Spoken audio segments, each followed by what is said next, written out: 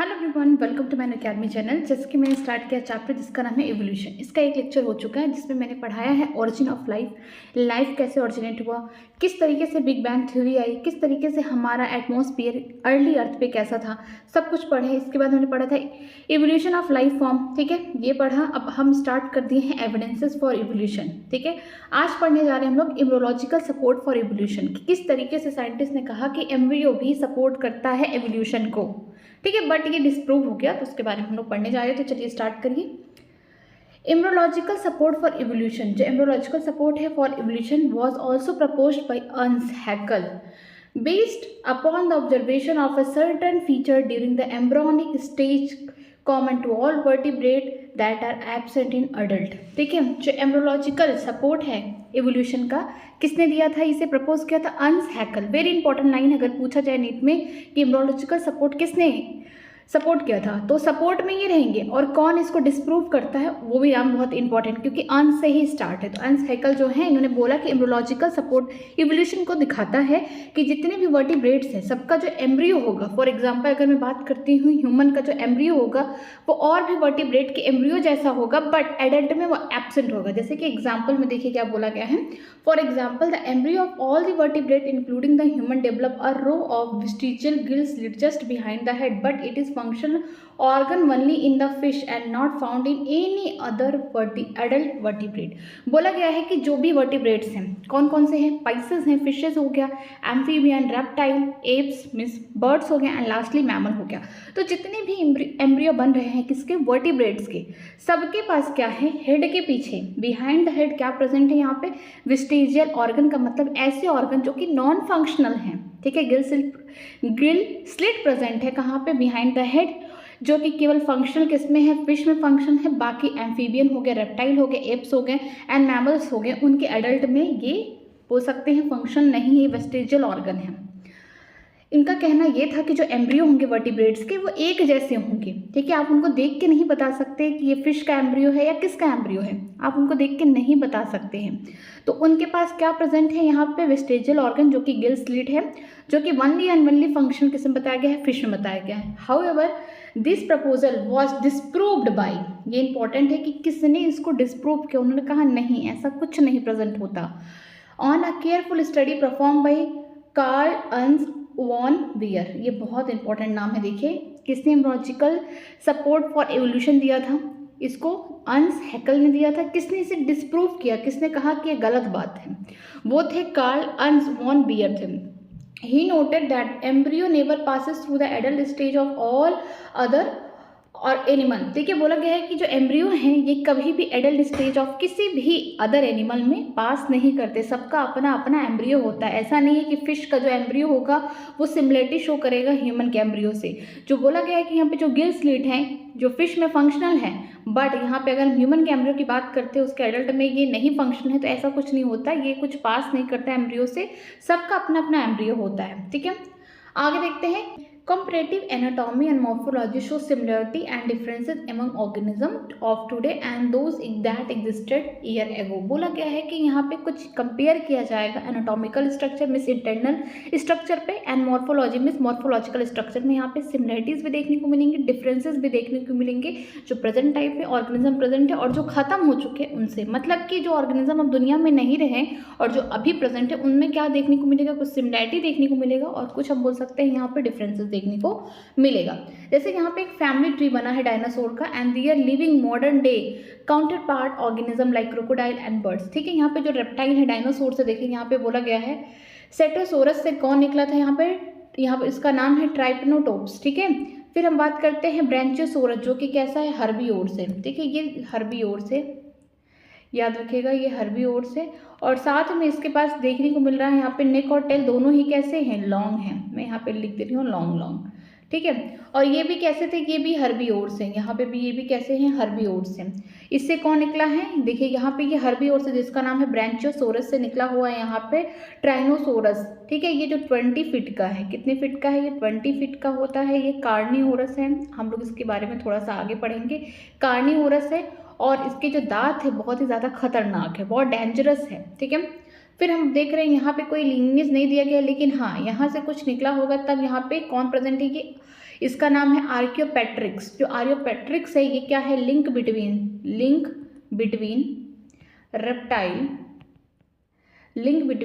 Reptile and apps.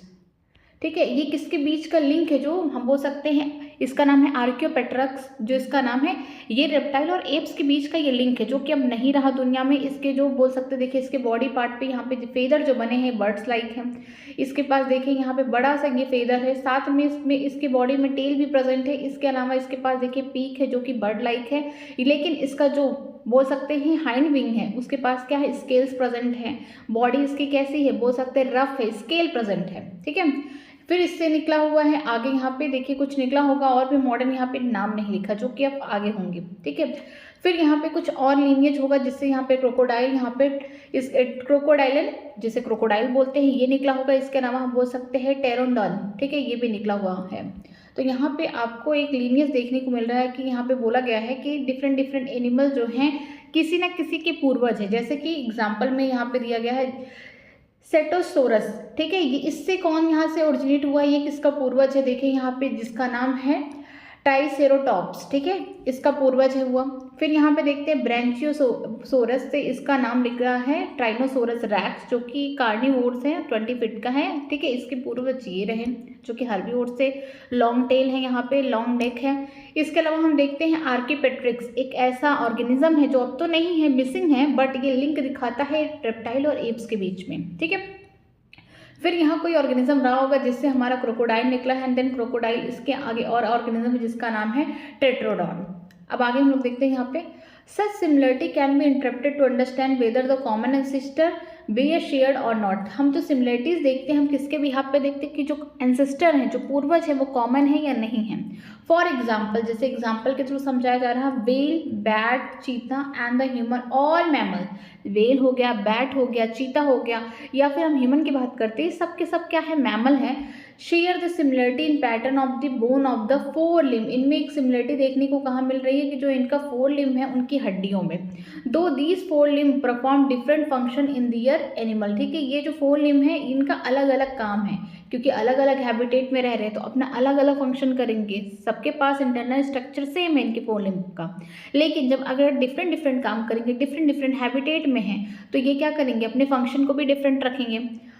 They have the similar anatomical structure. All of them have humerus, radius, ulna, carpal, metacarpal and phalanges in their forelimb. ठीक है, इन सबके पास चाहे well हो चाहे चीता हो, वेल कहाँ होगा, पानी में होगा, चीता जंगल में होगा। अब बैट की बात करते हैं तो ये तो बर्ड है। ठीक है, बर्ड नहीं है, मतलब बर्ड के जैसा है, ये मैमल है ये। ठीक है, तो मतलब ये उड़ेगा या कहीं पे बैठा रहेगा। ह्यूमन की बात करते हैं, ज़मीन पे भी रह सकता है, पानी में भी रह सकता है, सब जगह रह सकता है ह्यूमन। ठीक है, तो इन सब के पास क्या है, humerus, radius, ulna, carpal, metacarpal, phalanges, ये सारे स्ट्रक्चर सब में प्रेजेंट है। ओरिजिन क्या है, सेम है, बट इनके फंक्शन क्या होंगे, डिफरेंट होंगे, क्योंकि ये डिफरेंट हैबिटेट में रह रहे हैं। Hence, these animal have same structure developed along the different direction due to the adaptation to a different need। बोला गया है कि ये जो ऑर्गेनिज्म है, ये जो एनिमल्स है, इनका स्ट्रक्चर जो है इंटरनल कैसा है, सेम है। ठीक है, बट ये डिफरेंट काम कर रहे हैं, डिफरेंट हैबिटेट में अडॉप्ट कर लिए हैं, तो अब इन्हीं ऑर्गन से अलग अलग काम कर रहे हैं। This is divergent evolution and this structure are homologous. इस टाइप के इवोल्यूशन को हम क्या बोलते हैं, डाइवर्जेंट इवोल्यूशन बोलते हैं।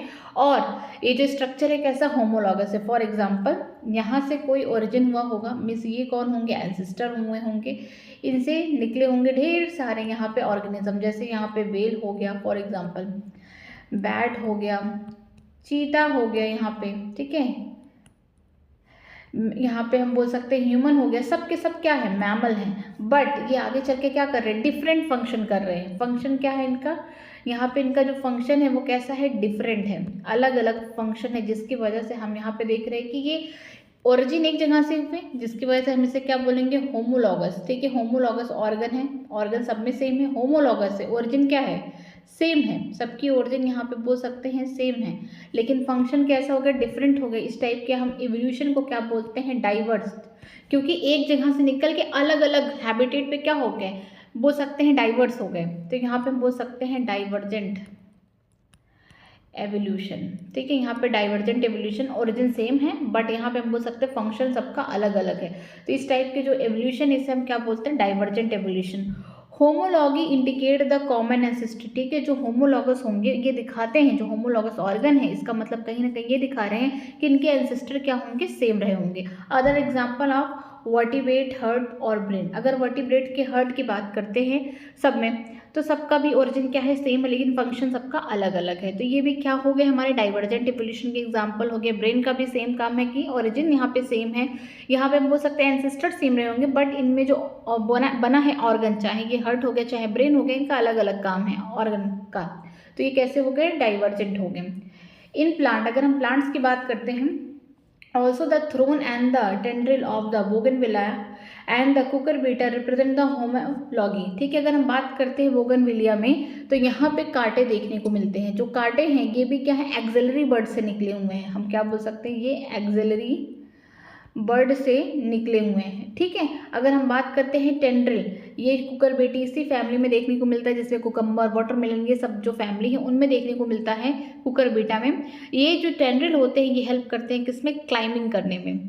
थ्रोन से क्या होगा, प्रोटेक्शन मिलेगा कि कोई भी अदर ऑर्गेनिज्म ब्राउजिंग ना कर ले, मतलब इसे खा ना ले।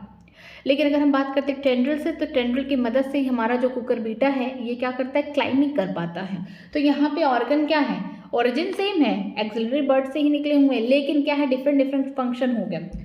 Homology is based on the divergent evolution. ठीक है, whereas analogy refers to the situation exactly opposite. बोला गया कि जो होमोलॉगी होते हैं ये किस पे बेस्ड है, डाइवर्जेंट इवोल्यूशन पे बेस्ड है। मतलब ओरिजिन क्या होगा, सेम होगा, लेकिन ऑर्गेनिज्म डिफरेंट डिफरेंट हैबिटेट में रह के डिफरेंट डिफरेंट फंक्शन कर रहा है। तो ये दिखाता है कि एक जगह से निकल के दूसरा यहाँ पे काम करने लगा अपने उसी ऑर्गन से जो कि एकदम ओरिजिन में सेम हो। तो यहाँ पे डाइवर्जेंट एवोल्यूशन देखने को मिलता है। लेकिन हम बात करते हैं एनालॉगी। एनालॉगी का मतलब क्या हुआ, डिफरेंट डिफरेंट ओरिजिन से आकर एक कॉमन यहाँ पे फंक्शन करेंगे। ठीक है, जैसे for example wings of butterfly end of bird look alike. अगर हम बात करते हैं बटरफ्लाई का विंग, वो भी उड़ने में हेल्प कर रहा है, उसको फ्लाइंग करने में हेल्प कर रहा है। बर्ड्स के भी जो विंग होंगे वो भी उड़ने में हेल्प करेंगे, बट दोनों क्या एक ही जगह से बने हुए हैं, नहीं। जो हमारी बटरफ्लाई है ऑर्थोपोडा की मेंबर है, तो एक्सोस्केलेटन उसका कंपोजिशन होगा। जो बर्ड है, बर्ड के जो फेदर हैं तो ठीक है उसका कंपोजिशन अलग होगा। तो यहाँ पे क्या है, फंक्शन सेम है बट यहाँ पे जो ओरिजिन है वो क्या है, डिफरेंट है, जिसकी वजह से हम इसे एनालॉगस या फिर हम आगे बोलेंगे convergent evolution. They are not anatomically similar structure though they perform a similar function. ठीक है, ये एनाटॉमिकली इंटरनल स्ट्रक्चर इनका सिमिलर नहीं होगा, सेम कंपोजिशन से नहीं बने होंगे, बट हाँ फंक्शन कैसा कर रहे हैं, सिमिलर फंक्शन कर रहे हैं। Hence analogous structure are as result of convergent evolution. इसीलिए हम कहते हैं जो एनालॉगस स्ट्रक्चर होंगे, जो अपोजिट स्ट्रक्चर होंगे, वो किसके एग्जाम्पल हैं, कन्वर्जेंट इवोल्यूशन के हैं। Different structure involving for a same function and hence having similarity. यहाँ पे बोला गया है कि डिफरेंट डिफरेंट स्ट्रक्चर होंगे जो कि सेम फंक्शन को ही कर रहे हैं। ये क्या दिखा रहे हैं, एक दूसरे से सिमिलरिटी, मीन्स कि डिफरेंट डिफरेंट। यहाँ पे वेल भी एक साथ है, ठीक है, वेल हो गया, डॉल्फिन हो गया, क्या है, मैमल है, और जो फिशेस हैं, फ्रॉग भी रह रहा है, ठीक है, ये भी क्या है, हम बोल सकते हैं वर्टिब्रेट्स में आ रहा है। तो डिफरेंट डिफरेंट यहाँ पे हम बोल सकते हैं ऑर्गेनिज्म पानी के अंदर आके रह रहे हैं, डिफरेंट डिफरेंट। ठीक है, यहाँ पे सिलेंट्रेट्स के भी मेंबर हैं, यहाँ पे हम बोल सकते हैं पॉरीफेरा के भी मेंबर हैं, यहाँ पे टीनोफोरा के भी मेंबर हैं। डिफरेंट डिफरेंट ग्रुप के मेंबर एक पानी में बोल सकते हैं ओशन में रह रहे हैं। तो वहाँ पे आपको क्या देखने को मिल रहा है, वहाँ पे ये देखने को मिल रहा है कि सबके स्ट्रक्चर क्या है, डिफरेंट है, बट कॉमन फंक्शन यही है कि सबको स्विमिंग करना है, पानी के अंदर है कि सबको तैरना है। तो यहाँ पे क्या देखने को मिल रहा है कि इंटरनल स्ट्रक्चर क्या है, डिफरेंट है, बट यहाँ पे जो फंक्शन क्या है, सिमिलर है। तो ये क्या दिखा रहा है, डिफरेंट डिफरेंट जगह डिफरेंट डिफरेंट ओरिजिन से आके कॉमन फंक्शन कर रहे हैं, इसे हम बोलते हैं कन्वर्जेंट इवोल्यूशन। ठीक है, other example of analogy are, देखिए यहाँ पे और दूसरा एग्जाम्पल है एनालॉगी का, eyes of the octopus and the mammal.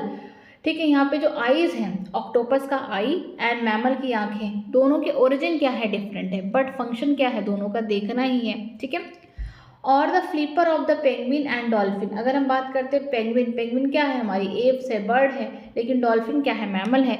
तो दोनों के पास क्या है, फ्लिपर होते हैं। दोनों ही क्या करते हैं, एक ही काम करेंगे, स्विमिंग करने का काम करेंगे। तो यहाँ पे एक ही हैबिटेट पे रह के डिफरेंट डिफरेंट जो यहाँ पे हम बोल सकते हैं ओरिजिन से निकले हुए ऑर्गेनिज्म है, डिफरेंट डिफरेंट ओरिजिन से निकले हुए ऑर्गेनिज्म एक सिमिलर हैबिटेट पे रह के सेम फंक्शन करते हैं। ठीक है, तो यहाँ पे हम लिख सकते हैं। आगे देखते हैं यहाँ पे हम लोग देखने जा रहे हैं किस तरीके से यहाँ पे डिफरेंट डिफरेंट यहाँ पे ऑर्गेनिज्म डिफरेंट डिफरेंट ओरिजिन से आके यहाँ पे क्या है, ये डिफरेंट ओरिजिन है। This is called different origin. यहाँ पे ओरिजिन कैसा है, डिफरेंट है, बट एक हैबिटेट में आके, कॉमन हैबिटेट में आके, सेम हैबिटेट में आके हम बोल सकते हैं यहाँ पे क्या कर रहे हैं, सेम फंक्शन। यहाँ पे डिफरेंट ऑर्गेनिज्म डिफरेंट ऑरिजिन से बने हुए हैं, मीन्स इनके एंसेस्टर बोल सकते हैं या फिर इनके पूर्वज क्या रहे होंगे, अलग रहे होंगे, लेकिन ये कॉमन फंक्शन कर रहे हैं एक ही सेम हैबिटेट में। ठीक है, हम बोल सकते हैं सेम हैबिटेट में आकर ये क्या कर रहे हैं, सेम फंक्शन कर रहे हैं या कॉमन फंक्शन कर रहे हैं। इसे हम क्या बोलते हैं, इसे बोलते हैं कन्वर्जेंट एवोल्यूशन। क्यों, क्योंकि यहाँ पे डिफरेंट डिफरेंट ओरिजिन के ऑर्गेनिज्म एक सेम हैबिटेट में आके यहाँ पे सिमिलर फंक्शन दिखा रहे हैं। तो यहाँ पे क्या हो गया, यहाँ पे बोल सकते हैं कन्वर्ज्ड हो गए, मतलब मिल गए आकर। ठीक है, तो यहाँ पे क्या हो गया, कन्वर्जेंट एवोल्यूशन, या फिर हम इसे बोल सकते हैं एनालॉगस स्ट्रक्चर, क्योंकि अंदर के स्ट्रक्चर क्या है, डिफरेंट है, ओरिजिन डिफरेंट है, तो यहाँ पे स्ट्रक्चर भी डिफरेंट होंगे, बट यहाँ पे सिमिलर फंक्शन देखने को आपको मिलेगा। नेक्स्ट चलते हैं। One can say that it is a similar habitat that has resulted in a selection of a similar adaptive feature in a different group of organism but toward the same function। ठीक है, ये बोल रहा है कि जो यहाँ पे कन्वर्जेंट इवोल्यूशन है, हम ये बोल सकते हैं कि किसी सिमिलर हैबिटेट में आके डिफरेंट डिफरेंट ऑरिजिन के ऑर्गेनिज्म यहाँ पे बोल सकते हैं सिमिलर हैबिटेट में आके अडॉप्ट कर लिए हैं अपने आप को, जिसकी वजह से डिफरेंट ग्रुप के जो ऑर्गेनिज्म है ये सेम फंक्शन दिखा रहे हैं, इसीलिए हम इसे कन्वर्जेंट इवोल्यूशन बोलते हैं। जैसे कि एग्जाम्पल दिया गया है यहाँ पे स्वीट पोटैटो, जो कि रूट का मॉडिफिकेशन हुआ है। अगर हम बात करते हैं पोटैटो, ये क्या है, स्टेम का मॉडिफिकेशन हुआ है। किस लिए मॉडिफिकेशन हुआ है, स्टोरेज ऑफ फूड स्टोरेज। ठीक है, यहाँ पे हम बोल सकते हैं खाने को स्टोर करने में। स्वीट पोटैटो जिसे हम शकरकंदी कहते हैं, ये भी क्या है कि रूट का मॉडिफिकेशन है जो खाने को स्टोर कर रहा है। अगर हम पोटैटो की बात करते हैं, स्टेम का मॉडिफिकेशन है जो क्या कर रहा है, खाने को स्टोर कर रहा है। तो ये दोनों के ओरिजिन क्या है, अलग अलग है, कोई स्टेम से बना हुआ है, कोई रूट से बना हुआ है। तो हम बोल सकते हैं यहाँ पे ओरिजिन क्या है, डिफरेंट है, लेकिन कॉमन फंक्शन क्या है कि खाने को स्टोर करके रखना। तो ये बेस्ट एग्जाम्पल किसके हैं, एनालॉगी के। In the same line of the argument, similarity in the protein and the gene performing a given function among diverse organism give clue to the common ancestry। ठीक है, यहाँ पे बोला गया है कि अगर हम सिमिलरिटीज़ की बात करते हैं, प्रोटीन हो गया, जीन हो गया, जैसा कि हम डीएनए आरएनए की बात करते हैं, और एक सिमिलर प्रोटीन है जो कि ट्रिप्सिन नाम का प्रोटीन है, ये सारे ऑल एनिमल किंगडम ऑर्गेनिज्म में मिलता है, पॉरीफेरा से लेकर हम बोल सकते हैं मैमल तक। ठीक है, ऑल एनिमल किंगडम ऑर्गेनिज्म में मिलता है। ठीक है, ट्रिप्सिन नाम का ये क्या है, ये हम बोल सकते हैं एंजाइम है, प्रोटीन डाइजेस्टिव एंजाइम है, जो सारे ऑर्गेनिज्म में मिलता है। तो ये क्लू दिखाता है कि हमारे एंसेस्टर क्या रहे होंगे, सिमिलर रहे होंगे। These biochemical similarity point to the shared ancestry as a structural similarity among the diverse organism। ये दिखा रहा है कि जो बायोकेमिकल सिमिलरिटीज़ है, जो अंदर से बना हुआ जीन है, प्रोटीन है, यहाँ पे सिमिलरिटी दिखा रहा है कि इनका जो स्ट्रक्चर है सेम है, सिमिलर है। तो इसका मतलब डिफरेंट डिफरेंट ऑर्गेनिज्म के अंदर अगर एक ही सेम स्ट्रक्चर देखने को मिलेगा तो इसका मतलब ये क्या है, कॉमन एंसेस्ट्री दिखा रहा है, मीन्स होमोलॉगी को दिखा रहा है, या फिर हम इसको डाइवर्जेंट एवोल्यूशन बोल सकते हैं। मैन हैज़ ब्रीड, पहले उससे पहले हम ये डायग्राम देखते, देखिए यहाँ पे कौन है, बोगनविलिया। ठीक है, इसके पास थ्रोन प्रेजेंट है, कांटे प्रेजेंट है। क्यों, क्योंकि इसको क्या करना है, प्रोटेक्शन करना है। ठीक, यहाँ पे इसको क्या करना है, प्रोटेक्शन करना है। अगर हम बात करते हैं कुकरबेटा में, यहाँ टेंड्रिल प्रेजेंट है। इन टेंड्रिल का काम क्या होता है, क्लाइंबिंग करना। ठीक है, ये टेंड्रिल क्या करते हैं, क्लाइंबिंग करते हैं। तो यहाँ पे हम बोल सकते हैं दोनों में देखिए फंक्शन अलग है, एक जो है एक प्रोटेक्शन के लिए बन रहा है, दूसरा क्लाइंबिंग के लिए बना है, बट ओरिजिन क्या है, सिमिलर है। कहाँ से बने हुए हैं, एक्सिलरी बर्ड से बने हुए हैं। जब ये एक्सिलरी बर्ड से बने हुए हैं तो इसका मतलब क्या है, ओरिजिन सेम है, फंक्शन डिफरेंट है। तो इसका मतलब ये किसके एग्जाम्पल है, होमोलॉगी, या फिर हम इसको बोल सकते हैं डाइवर्जेंट एवोल्यूशन। ठीक, अगर हम बात करते हैं ह्यूमन हो गया, चीता हो गया, व्हेल हो गया, बैट हो गया, ये चारों ही क्या है, मैमल्स हैं। ठीक है, इनका जो फोर लिम्ब है, ह्यूमन का जो हाथ है, चीता का जो फोर लिम्ब पैर होगा यहाँ पे, व्हेल का जो यहाँ पे हम बोल सकते हैं फिन होगा, यहाँ पे जो बैट है उसका विंग होगा, तो इनके पास क्या है, सारे सिमिलर स्ट्रक्चर हैं। तो इसका मतलब ये क्या कर रहे हैं, डिफरेंट डिफरेंट वर्क कर रहे हैं। ह्यूमन अपने हाथ से कोई भी चीज़ को होल्ड ऑन कर सकता है, होल्डिंग में हेल्प कर सकता है, यहाँ पे मैं लिख सकती हूँ होल्डिंग में हेल्प कर रहा है। चीता किस में काम करेगा, उसका फोर लिम्ब रनिंग में हेल्प करेगा, व्हेल का स्विमिंग में हेल्प कर रहा है, यहाँ पे जो बैट है उसका फ्लाइंग में हेल्प कर रहा है फोर लिम्ब। तो यहाँ पे क्या हो रहा है, ओरिजिन यहाँ पे सेम है बट सबके फंक्शंस क्या है, डिफरेंट है। तो ये बेस्ट एग्जांपल किसका है, डाइवर्जेंट एवोल्यूशन का, या फिर हम इसको बोल सकते हैं होमोलॉगी। तो याद रखिएगा कि दो टाइप के यहाँ पे आपको कंपेयर करने को स्ट्रक्चर मिल रहे हैं। एक ऐसे स्ट्रक्चर जिसमें क्या है, ओरिजिन क्या है, सेम है, बट डिफरेंट डिफरेंट हैबिटेट में जाके ऑर्गेनिज्म क्या कर रहा है, डिफरेंट डिफरेंट फंक्शन कर रहा है। देखिए ओरिजिन यहाँ पे सेम है बट जो भी ओरिजिन यहाँ पे सेम है, जो भी ऑर्गेनिज्म यहाँ से बने वो डिफरेंट डिफरेंट हैबिटेट में जाके डिफरेंट डिफरेंट एडॉप्टेशन शो कर रहे हैं, जिसकी वजह से इनका फंक्शन क्या हो जा रहा है, अलग हो जा रहा है। जब अलग अलग जगह बिखर जा रहे हैं इस तरीके से, तो हम इसको बोल सकते हैं डाइवर्स हो गया। ठीक है, तो ये क्या दिखा रहा है, डाइवर्जेंट इवोल्यूशन। यहाँ पे ओरिजिन सिमिलर रहेगा बट फंक्शन डिफरेंट रहेंगे। फिर बात करते हैं ऐसे ऑर्गेनिज्म जो डिफरेंट डिफरेंट ओरिजिन से आए हुए हैं। ठीक है, उनका जो होमोलॉगी है वो नहीं शो हो रहा है। यहाँ पे जो एंसेस्टर है अलग अलग हैं सबके, तो यहाँ पे हम बोल सकते हैं एनालॉगी शो हो रहा है। यहाँ पे स्ट्रक्चर क्या होंगे, इंटरनल डिफरेंट होंगे और ओरिजिन भी डिफरेंट है। यहाँ पे तो ऑर्गेनिज्म कहाँ से आए हैं, डिफरेंट डिफरेंट ओरिजिन से आए हैं, जिसकी वजह से एक हैबिटेट पे रहने की वजह से इनका फंक्शन क्या हो गया, सिमिलर हो गया, सेम हो गया। तो ये क्या हो गए, मिल गए एक जगह आके, तो ये दिखा रहे हैं ये कन्वर्जेंट इवोल्यूशन है। ठीक है, बेस्ट एग्जांपल अगर हम बात करते हैं डाइवर्जेंट इवोल्यूशन के लिए, तो मैमल में देखते हैं यहाँ पे चीता हो गया, बैट हो गया, व्हेल हो गया, ह्यूमन हो गया, उनके पास क्या पाया जाता है, फोर लिम्ब पाया जाता है, बट सबके अपने अलग अलग फंक्शन है। तो ये दिखाता है क्या, हमारे लिए डाइवर्जेंट इवोल्यूशन या होमोलॉगी। इसके अलावा दूसरा एग्जाम्पल हमने देखा प्लांट में, जो प्लांट है उसका जो एक्सिलरी बर्ड है बोगनविलिया में थ्रोन बना रहा, अगर कुकुरबिटा में बात करते हैं टेंड्रिल बना रहा है, तो उनके फंक्शंस अलग है बट ओरिजिन सेम है। तो ये बेस्ट एग्जांपल हो गया। इसके अलावा हम बात करते हैं वर्टिब्रेट्स के, जो हार्ट हो गए, ब्रेन हो गए, ये उनकी ओरिजिन सिमिलर है बट फंक्शन अलग है। तो किसके बेस्ट एग्जाम्पल हैं, ये हमारे डाइवर्जेंट इवोल्यूशन के हैं। अगर हम बात करते हैं कन्वर्जेंट इवोल्यूशन का, तो इसका बेस्ट एग्जाम्पल हमारा हो गया रूट्स का मॉडिफिकेशन हुआ तो स्वीट पोटैटो बना, शूट का मॉडिफिकेशन हुआ या स्टेम का मॉडिफिकेशन हुआ तो हम बोल सकते हैं पोटैटो बना, बट दोनों का सिमिलर फंक्शन है, खाने को स्टोर करके रखना। ठीक है, ओरिजिन यहाँ पे डिफरेंट है, फंक्शन सेम है, तो कैसे हो गए ये कन्वर्जेंट इवोल्यूशन। इसके अलावा आप यहाँ पे देखेंगे कि जो फ्लिपर है पेंगुइन का, डॉल्फिन का, दोनों का क्या है, अलग अलग है। ठीक है, ओरिजिन अलग है बट काम क्या है, सिमिलर है।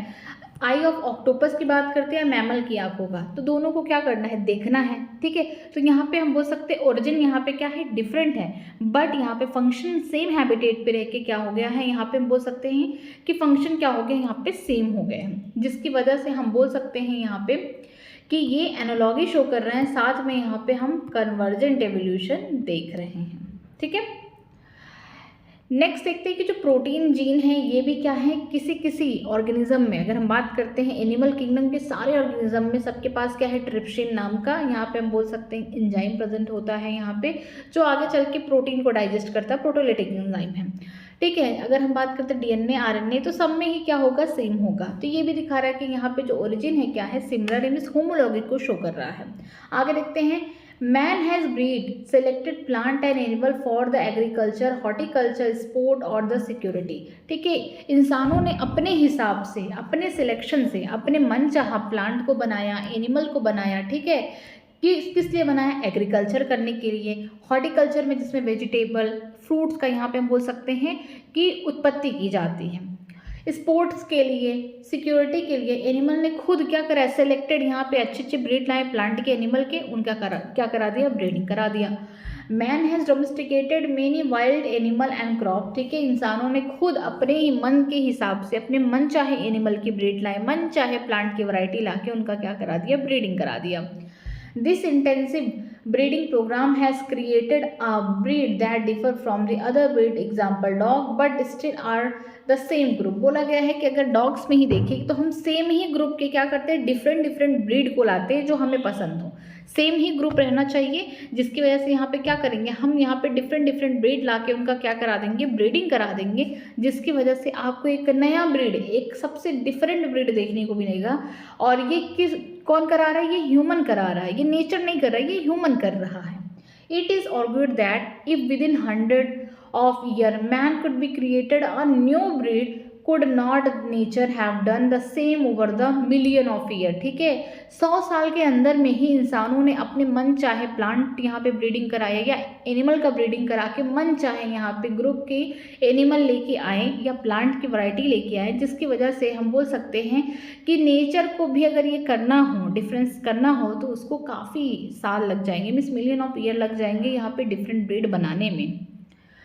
अनदर इंटरेस्टिंग, यहाँ पे देखिए कि एग्जाम्पल अब आने वाला है दूसरे टाइप के एवोल्यूशन का। ये नेचुरल सिलेक्शन के द्वारा होगा कि नेचर किसे सेलेक्ट करेगा। ये सारी चीज़ें जो हम लोग पढ़ रहे हैं क्या है, एविडेंसेस हैं एवोल्यूशन के, प्रमाण हैं कि हम किस तरीके से बात माने कि एवोल्यूशन होता ही है। नेचर खुद से धीरे धीरे जो स्पीसीज अडॉप्ट करती हैं वही सरवाइव करेगी और वही आगे चल के अपने बच्चे पैदा करेगी और उसी की जनसंख्या बढ़ेगी।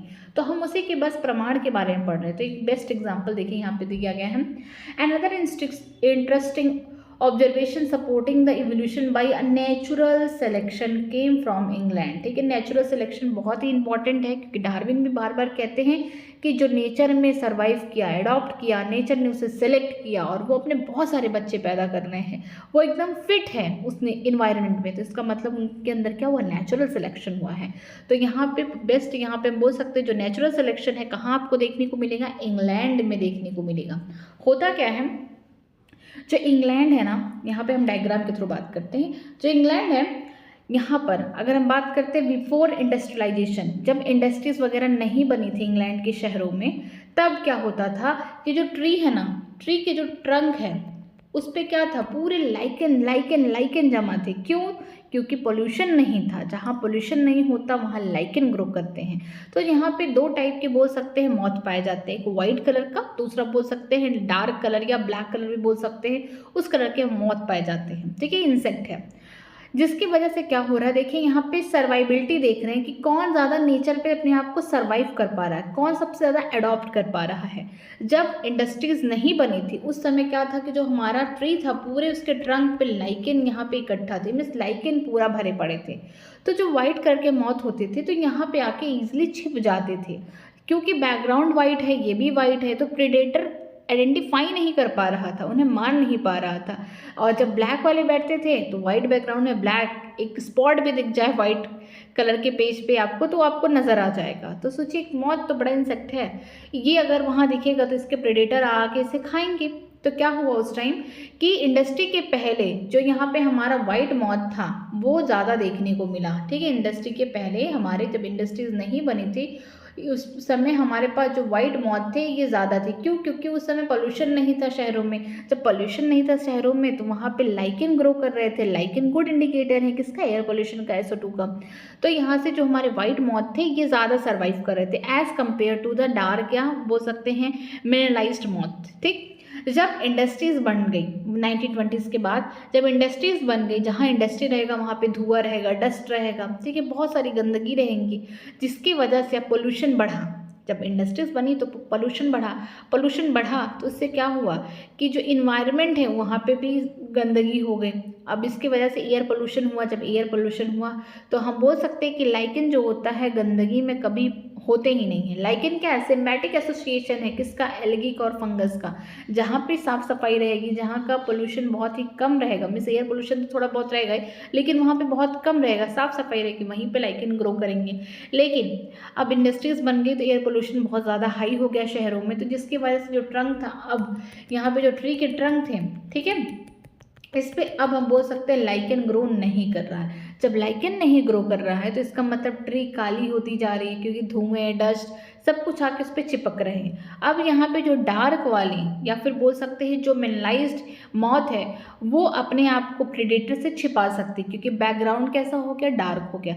जब बैकग्राउंड डार्क हो गया तो यहाँ पे वो खुद को अपने आप को प्रेडेटर से छिपा पा रहे हैं। लेकिन जो वाइट वाली मौत जब भी ब्लैक बैकग्राउंड में आएंगी तो वो ईजिली प्रेडेटर के द्वारा डिटेक्ट हो जाएंगे, बहुत ईजिली प्रेडेटर उनको पकड़ के खा जाएगा। तो क्या हुआ कि इंडस्ट्री के पहले वाइट वाली मौत को यहाँ पे बोल सकते हैं सर्वाइबिलिटी ज़्यादा थी। क्यों? क्योंकि लाइकेन था, वहाँ पे वो छिप जा रही थी प्रेडेटर से, अपने आप को अडॉप्ट कर ली थी, ठीक है, तो उनकी जनसंख्या ज़्यादा थी। लेकिन जब इंडस्ट्रीज़ बन गया, जब इंडस्ट्री हमारी बन गई, तो यहाँ पे ये देखने को मिला कि जो यहाँ पे लाइकेन है वो तो ग्रो नहीं कर रहा, अब जो ट्री का ट्रंक है अब वो काला हो रहा है, तो यहाँ पे जो डार्क या फिर बोल सकते हैं मेलनाइज्ड मौत है वो अपने आप को छिपा पा रही है। तो अब उल्टा हो जाएगा कि जो डार्क वाले होंगे ये ज़्यादा सर्वाइव करेंगे as compare to the white moth, ठीक है।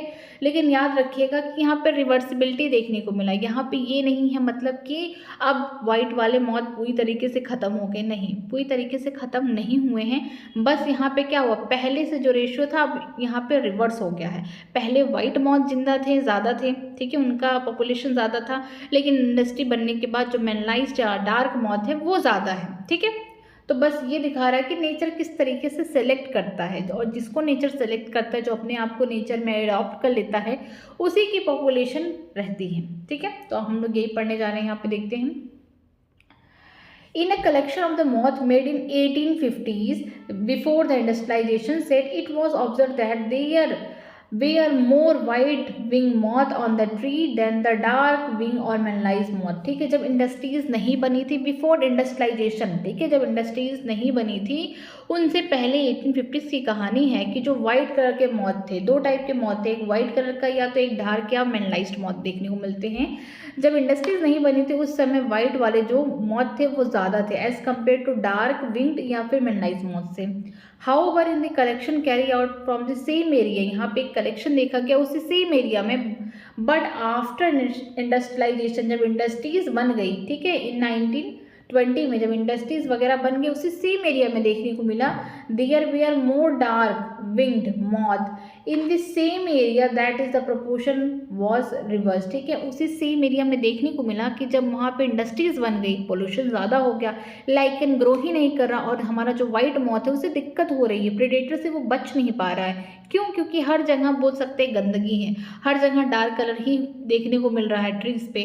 तो यहाँ पे क्या होगा, जो हमारा मेलनाइज्ड डार्क कलर के जो मॉथ है अब ये क्या करेंगे, ज़्यादा सर्वाइव करेंगे। क्यों? क्योंकि इनको प्रेडेटर अब डिटेक्ट नहीं कर पा रहा है।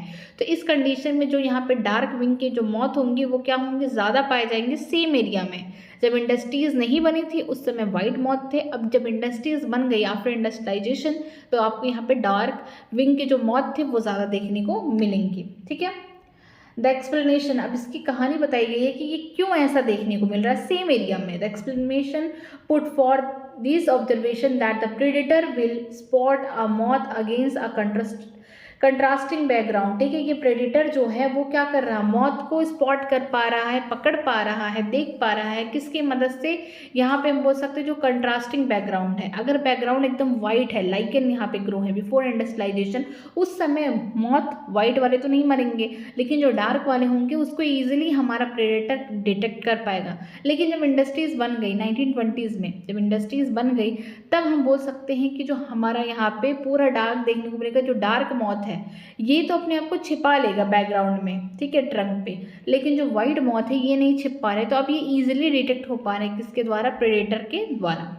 During post-industrialization period, the tree trunk become a dark due to the industrial smoke and soot, ठीक है। बोला गया कि जब पोस्ट इंडस्ट्रियलाइजेशन का मतलब इंडस्ट्रीज बनने के बाद देखने को मिला कि जो ट्री का ट्रंक है अब वो कैसा हो गया, डार्क हो गया। क्यों डार्क हो गया? क्योंकि वहाँ पे धुएं जम गए, गंदगी आ गई, ठीक है, एयर पोल्यूशन बहुत हाई हो गया पहले से।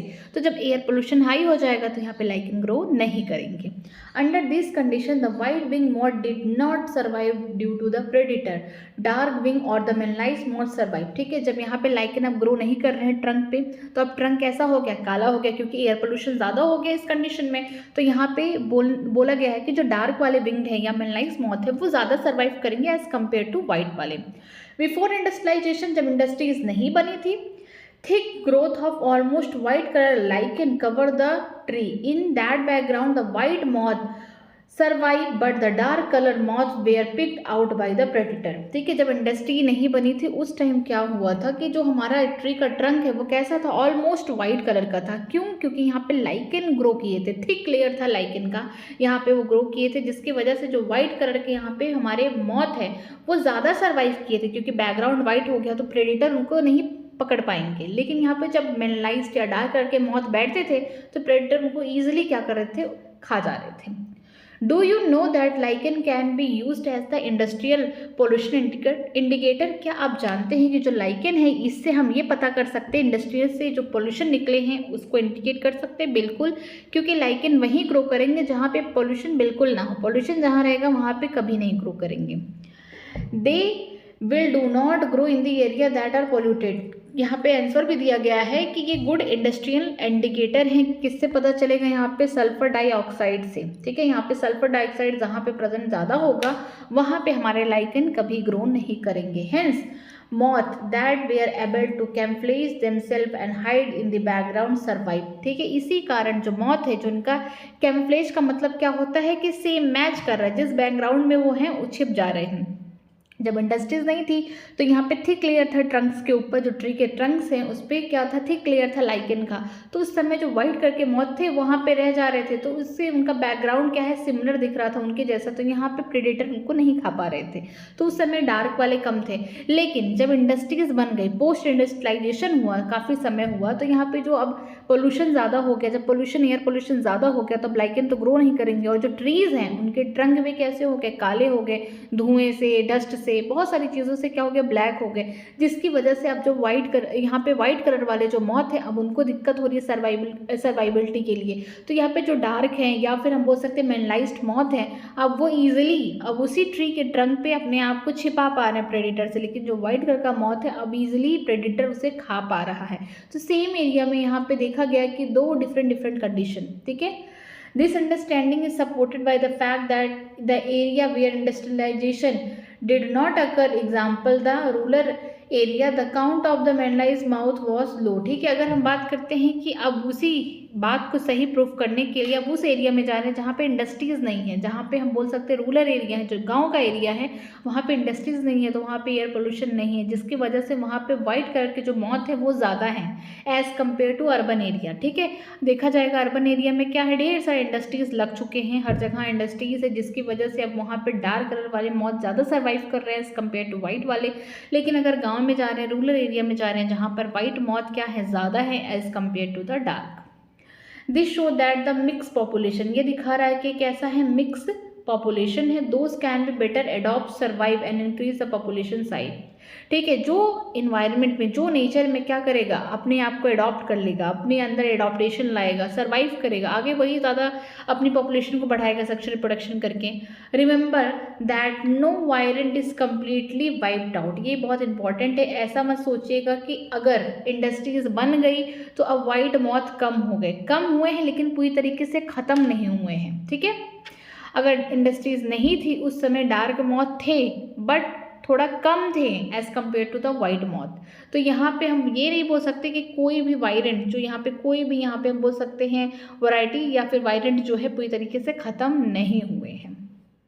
नेक्स्ट देखते हैं, similarly the excess use of herbicide, pesticide etc has only resulted in the selection of the resistant variety in much lesser time scale। बोला गया है कि अगर हम एक्सेस इस्तेमाल कर दे रहे हैं हर्बिसाइड्स, मीन्स ऐसे हर्ब जो हमारे लिए ज़रूरी नहीं है, ठीक है, अनवांटेड प्लांट, हम वीडिसाइड इस्तेमाल कर रहे हैं, या पेस्टिसाइड जो पेस्ट को मारने के लिए, कीड़े मकोड़ों को मारने के लिए, क्रॉप्स के ऊपर जो कीड़े मकोड़े लग जाते हैं उन्हें मारने के लिए अगर हम लोग लगातार या एक्सेस में यूज़ कर रहे हैं इन सब चीज़ों का, तो इसका रिजल्ट ये देखने को मिलेगा कि वही इंसेक्ट जो पहले मर रहा था, ठीक है, इस केमिकल से, अब उसके अंदर क्या आ गया है, रेजिस्टेंट जीन आ गया है, अब उसको कोई फर्क नहीं पड़ रहा है कम समय में। ठीक है, this is also true for the microbe against which we employ the antibiotic or the drugs against the eukaryotic cell या ऑर्गेनिज्म में। ठीक है, बोला गया है कि अगर जो माइक्रोब्स है, जो बैक्टीरिया है, अगर हम उसको मार रहे थे एंटीबायोटिक से मर जा रहा था, लेकिन जब हम एक्सेस यूज़ कर लिया एंटीबायोटिक तो इससे क्या हुआ, अब बैक्टीरिया ने अपने अंदर रजिस्टेंट कर लिया है उस एंटीबायोटिक के लिए, जिसकी वजह से वो नहीं मर रहा है। आप ये भी देखे होंगे कि मच्छर को मारने के लिए हम लोग ऑल आउट यूज़ करते हैं। पहले था ऑल आउट से मच्छर मर जाता था, लेकिन अब के टाइम पे क्या हो रहा है कि कितना भी आप ऑल आउट लगा रही है मच्छर को कोई फ़र्क नहीं पड़ता। क्यों? क्योंकि उसने क्या कर रखा है, अपने बॉडी में कुछ चेंजेस कर रखा है, रेजिस्टेंट हो गया है उस चीज़ के लिए।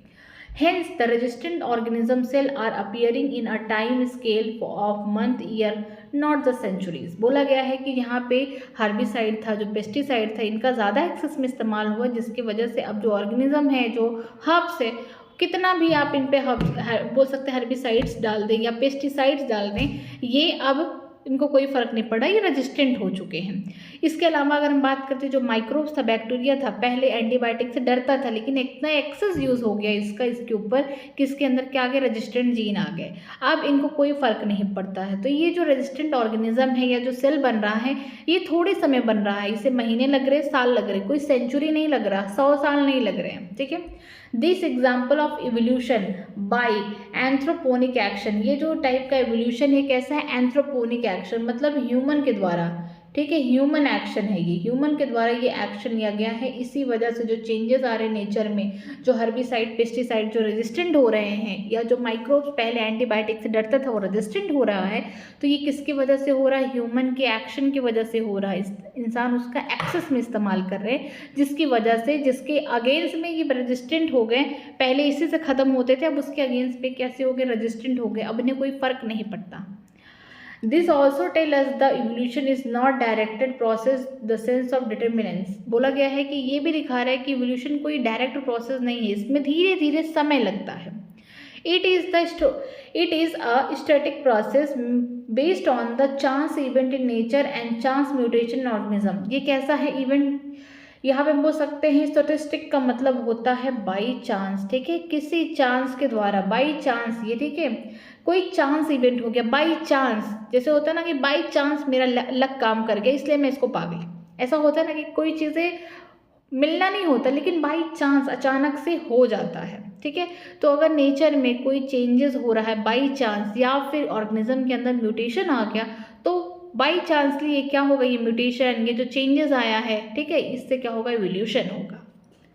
आगे देखते हैं व्हाट इज एडॉप्टिक रेडिएशन। नाम से ही लग रहा है कि एडॉप्टिक का मतलब क्या है, एडॉप्टेशन हो गया है। क्या हो गया है यहाँ पे, हमारे हिसाब से यहाँ पे एडॉप्टेशन हो गया। एडॉप्टेशन के कारण ये क्या हो रहा है, ऑर्गेनिज्म एक जगह से ये रेडिएट कर, रेडिएट का मतलब क्या है, बिखर रहे, अलग अलग हैबिटेट पे जा रहे हैं, इसका मतलब ये हुआ। एडॉप्टिक रेडिएशन का मतलब ये क्या हुआ कि एक जगह ओरिजिन हुई उनकी, और ये अलग अलग जगह अलग अलग हैबिटेट पे जा रहे हैं, जिसकी वजह से रेडिएट हो गए, फैल चुके हैं पूरी तरीके से। ठीक है, अब देखते हैं ड्यूरिंग हिज जर्नी, किसकी जर्नी देखिए, डार्विन की। Went to the Galapagos island, जब ये गैलापागोस आइलैंड गए थे, कब गए थे, ये किससे गए थे, ये गए थे, इनके जो शिप का नाम बहुत इंपॉर्टेंट है, HMS बिगल। ठीक है, ये शिप का नाम बहुत इंपॉर्टेंट है।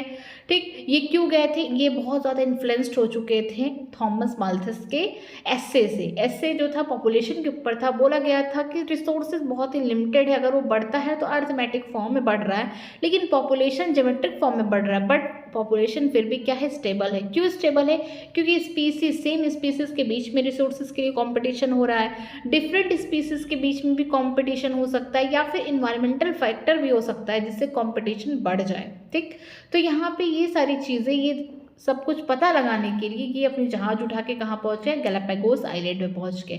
तो उन्होंने क्या क्या ऑब्जर्व किया उसके बारे में बात करते हैं।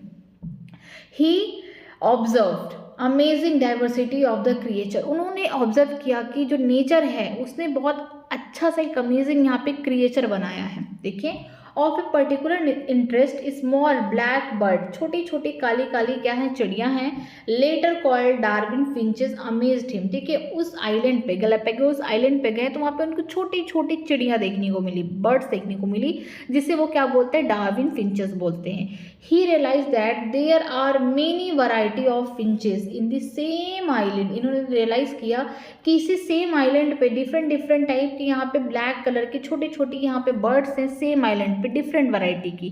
वैरायटी में क्या डिफरेंसेस देखने को मिला, देखिए, variety of the peak of the finches that Darwin found in the Galapagos island. ठीक है, यहाँ पे देखिए, इसकी चोंच अलग है, इसकी चोंच अलग है, इसके अलग है, इसकी यहाँ पे छोटे छोटे काली काली चिड़ियाँ हैं, बट उनकी जो पीक है, ठीक है, यहाँ पे बोल सकते हैं जो बीक है, ये कैसी हैं, अलग अलग है, डिफरेंट काम कर रही हैं। ठीक, all the variety he conjured involve on the island itself. जो भी उन्होंने कहानी देखी, सारी वराइटीज़ को कहाँ देखा है, गैलापागोस आइलैंड पे देखा है।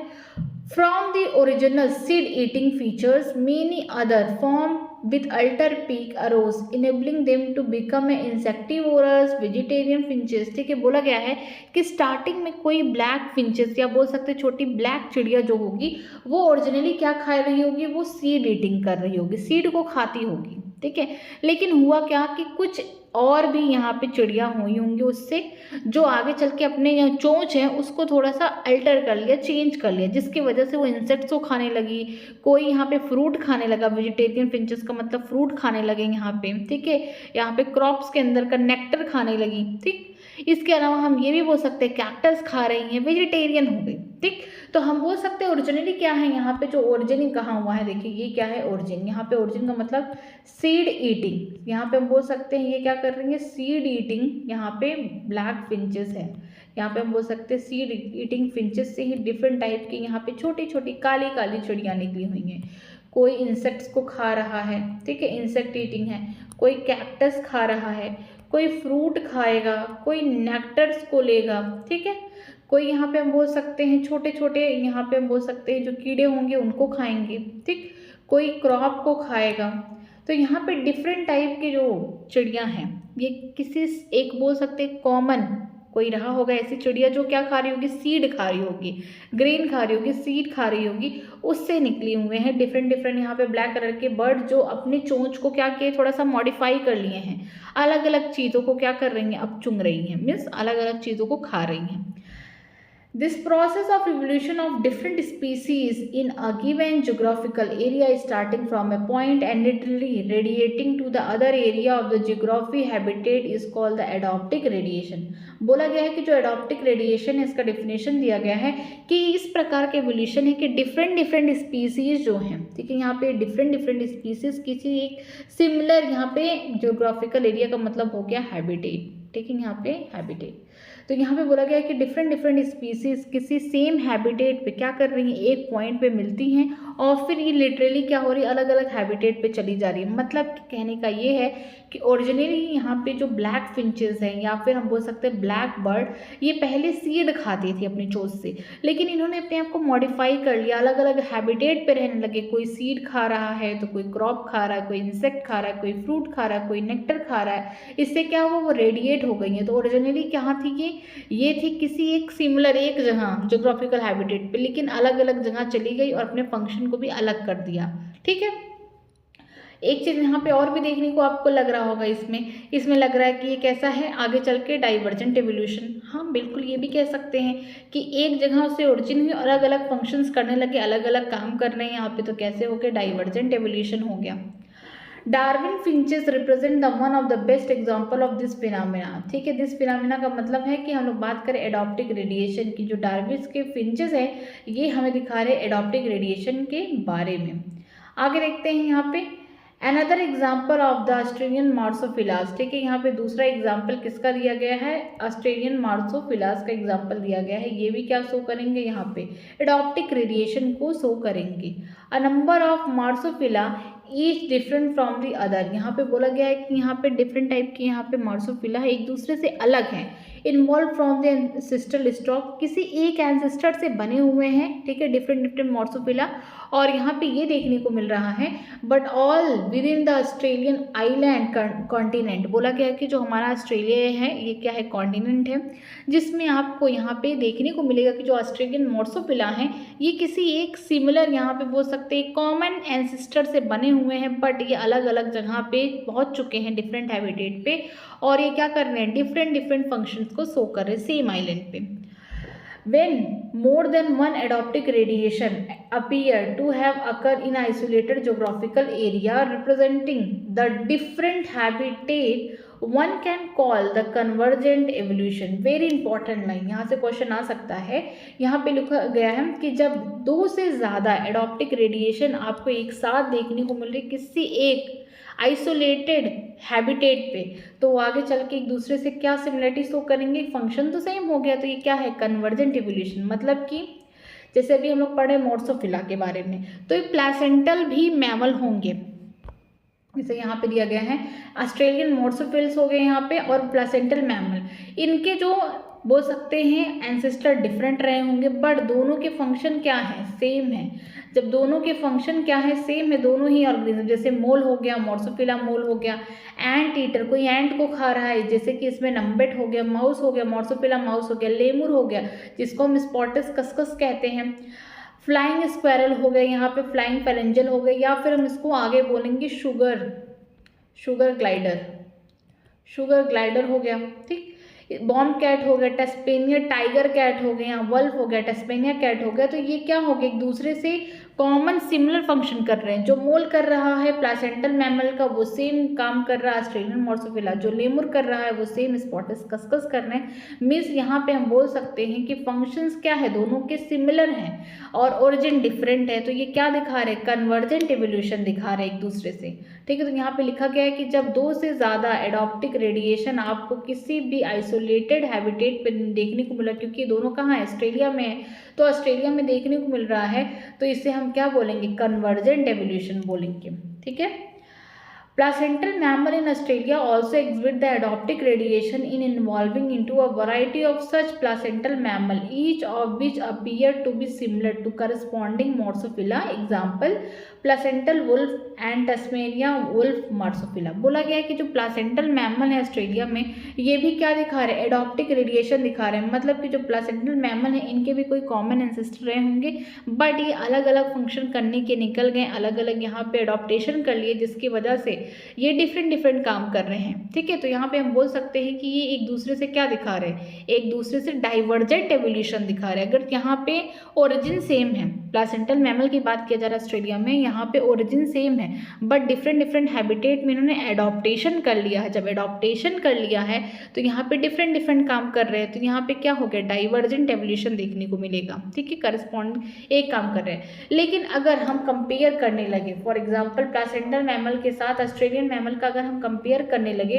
तो यहाँ पे ओरिजिन क्या है, दोनों का अलग है, इनके जो एंसेस्टर रहे होंगे अलग होंगे, इनके अलग होंगे, लेकिन फंक्शन क्या हो गया, सिमिलर हो गया। जब फंक्शन सिमिलर हो गया एक दूसरे का, तो ये कैसे होंगे, हमारे लिए कन्वर्जेंट एवोल्यूशन दिखाएंगे। लेकिन अगर मैं यहाँ पे कॉमनली एक ही प्लासेंटल मैमल की बात करती हूँ, जो डिफरेंट यहाँ पे ऑर्गेनिज्म बन चुके हैं, डिफरेंट फंक्शन कर रहे हैं, इनके एंसेस्टर सेम रहे होंगे, लेकिन यहाँ पे फंक्शन आपको क्या देखने को मिला, अलग अलग।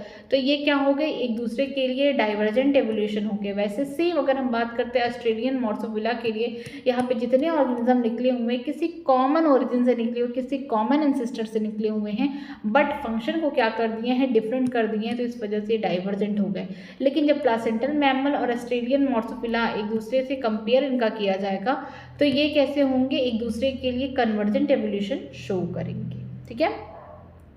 एडॉप्टिक रेडिएशन जो हुआ है मोर्सोफिला ऑफ ऑस्ट्रेलिया, यहाँ पे क्या हुआ, कोई कॉमन यहाँ पे एंसेस्टर रहा होगा, ठीक, यहाँ पे कॉमन एंसेस्टर रहा होगा, जैसे कि यहाँ एंसेस्टर रहा होगा किसी एक पर्टिकुलर हैबिटेट में। यहाँ पे जो भी ऑर्गेनिज्म बने वो अलग अलग हैबिटेट पे जाके सर्वाइव कर रहे हैं, जैसे कि कंगारू हो गया, मोर्सोफिला रैट हो गया, बैंडेड एंट ईटर हो गया, टाइगर कैट हो गया, ठीक, यहाँ पे शुगर ग्लाइडर हो गया, मोर्सोफिला मोल हो गया, कोयला हो गया, बेंडिकूट हो गया, बोम्पैट हो गया। ये सब क्या है, इनके कॉमन एंसेस्टर हैं। एंसेस्टर क्या है, कॉमन है, बट फंक्शन क्या हो गया, अलग हो गया। ये अपने आप को हैबिटेट के अकॉर्डिंग एडॉप्ट कर लिए, जिसकी वजह से इनका क्या हो गया, फंक्शन जो हो गया डिफरेंट हो गया। जब फंक्शन डिफरेंट हो गए यहाँ पे, तो इसका मतलब एक दूसरे से क्या शो कर रहे हैं, डाइवर्जेंट एवोल्यूशन शो कर रहे हैं, ठीक है।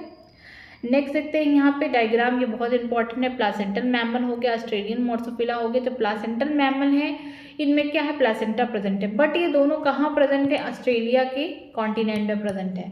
लेकिन अगर हम बात करते हैं प्लासेंटल मैमल की, तो एक दूसरे से ये क्या देखने को मिलेंगे, यहाँ पे बोल सकते हैं ओरिजिन क्या है, कॉमन है, बट फंक्शन सबके अलग है। Mole, anteater, mouse, lemur, flying squirrel हो गया, बॉम्ब कैट हो गया, वुल्फ हो गया, सबका यहाँ पे फंक्शन अलग है। तो यहाँ पे हम क्या बोल सकते हैं, ये कैसे हो गया, डाइवर्स हो गया, ठीक। अगर हम बात करते हैं ऑस्ट्रेलियन मोर्सोफिला में, यहाँ पे मोर्सोफिला मूल हो गया, नम्बेट हो गया, मोर्सोफिला माउस हो गया, स्पॉटिस कस्कस हो गया, शुगर ग्लाइडर या फिर फ्लाइंग पैरेंजस हो गया, टस्मेनिया टाइगर कैट हो गया, टस्मेनिया वुल्फ हो गया। तो यहाँ पे क्या होंगे, यहाँ पे कॉमन एंसेस्टर रहे होंगे, बट ओरिजिन होने के बाद ये जो ऑर्गेनिज्म है डिफरेंट डिफरेंट हैबिटेट में पहुंच चुके हैं और ये फंक्शन भी अलग कर रहे हैं। तो ये क्या दिखा रहे हैं, यहाँ पे हम बोल सकते हैं डाइवर्जेंट एवोल्यूशन होगा। लेकिन अगर मैं कहूँ प्लेसेंटल मैमल और मोर्सोफिलम, यहाँ पे जो मोल है, ठीक है, यहाँ पे हम बात करते हैं ये प्लेसेंटल मैमल और ऑस्ट्रेलियन मोर्सोफिला की बात करेंगे। मोल हो गए, यहाँ पे दोनों ही क्या कर रहे हैं, सिमिलर फंक्शन कर रहे हैं, बट ओरिजिन अलग है, तो एक दूसरे के लिए क्या हो गए, कन्वर्जेंट हो गए। जैसे लेमुर हो गया, वो स्पॉटेड कस्कस के साथ एक सेम फंक्शन कर रहा दोनों, तो क्या हो गया, कन्वर्जेंट एवोल्यूशन हो गया। तो नेम बहुत इंपॉर्टेंट है, आप इसको देख लीजिएगा। Picture showing convergent evolution of the Australian marsupial and placental. क्यों, क्योंकि जो प्लेसेंटल मैमल है और यहाँ पे ऑस्ट्रेलियन मोर्सोफिला है, दोनों ही कहाँ प्रेजेंट है, एक ही कॉन्टिनेंट ऑस्ट्रेलिया में प्रेजेंट है। दोनों के ही एंसेस्टर अलग अलग है लेकिन सिमिलर फंक्शन एक दूसरे से कर रहे हैं। तो ये क्या हो गए, ऑरिजिन जिसका डिफरेंट, फंक्शन जिसका सेम हो गया। तो अब ये कैसे हो गए, कन्वर्जेंट एवोल्यूशन दिखाएंगे। लेकिन अगर प्लेसेंटल मैमल के बीच में देखना होगा आपको, तो ये क्या होंगे, सेम ओरिजिन से हैं बट यहाँ पे different different organism different different function कर रहे हैं। तो कैसे हो गए, डाइवर्जेंट हो गए। उसी तरीके से ऑस्ट्रेलियन मोर्सोफिला में देखेंगे कि यहाँ पे ओरिजिन क्या है, यहाँ पे सेम है बट फंक्शंस अलग हो गए हैं। तो हम इसको क्या बोलेंगे, ये हमारे लिए डाइवर्जेंट एवोल्यूशन हो गया है। अगर आपको किसी भी लाइन में कहीं पे भी डाउट है तो आप मुझसे कमेंट सेक्शन में पूछ सकते हैं, मैं उसका रिप्लाई करूंगी। अगर वीडियो अच्छी लग रही है तो प्लीज़ वीडियो को लाइक करिए, हो सके अपने फ्रेंड को भी शेयर करिए। कोई प्रॉब्लम होता है तो आप मुझसे ज़रूर पूछ सकते हैं। आज के लिए यहीं तक, पढ़ाई करते रहिए। All the very best. Thank you so much.